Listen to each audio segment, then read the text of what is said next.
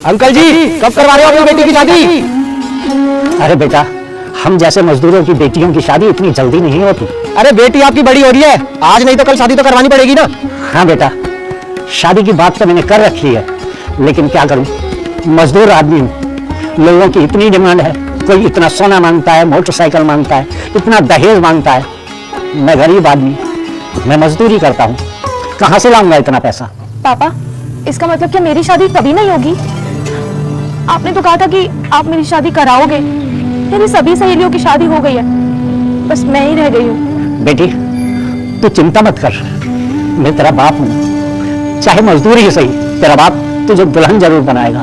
पर पापा, आपने तो बताया था कि लड़के वाले मोटरसाइकिल मांग रहे हैं, सोना मांग रहे हैं, बहुत सारा पैसा मांग रहे हैं। हम कहाँ से लाएंगे इतना सारा पैसा? इसका मतलब तो मेरी शादी कभी होगी ही नहीं। बेटा तू ऊपर वाले पर भरोसा रख, उसके घर देर है अंधेर नहीं, कम से कम ईश्वर पर तो भरोसा रख। क्या हुआ अंकल जी, आज इतना टाइम हो गया, लंच नहीं करना क्या? हाँ बेटा, लंच तो करेंगे, लेकिन थोड़ा सा काम बाकी रह गया है, उसे निपटा दें, फिर आराम से लंच करेंगे। देख लिया बेटा, ये अमीर लोग हमारा किस तरह से मजाक उड़ाने के लिए आ गए। इन्हें क्या पता, इन अमीर लोगों को अपनी मजबूरियां कैसे बताएं हम लोग। अंकल जी, बेटी आपकी सच में बड़ी हो गई है, शादी करा दो इसकी। खैर, अब किसी की शादी हो या ना हो, मुझे क्या फर्क पड़ता है, मैं तो अपनी शादी कर लूँ ना। तो अंकल जी मेरी शादी है और शादी का कार्ड देने आया हूँ आपको, ये लो, आना जरूर शादी में। हाँ बेटा, तुम इतने प्यार से शादी में बुला रहे हो तो हम जरूर आएंगे। हाँ अंकल जी, शादी में तो आना है, लेकिन अंकल जी एक छोटी सी बात पूछना चाहता हूँ, बुरा तो नहीं मानोगे ना? हाँ बेटा, मैं बुरा नहीं मानूंगा, बोलो।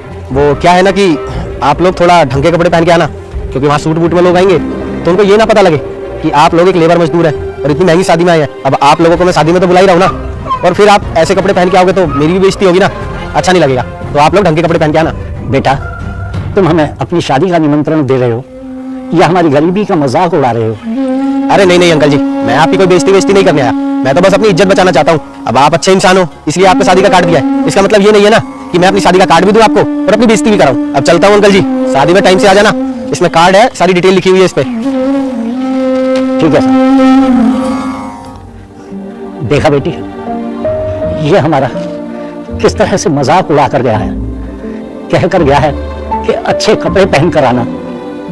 ये नहीं जानता कि हम गरीबों को कितनी मेहनत करनी पड़ती है, तब भी हमारा घर का खर्चा बड़ी मुश्किल से चलता है। ये क्या जाने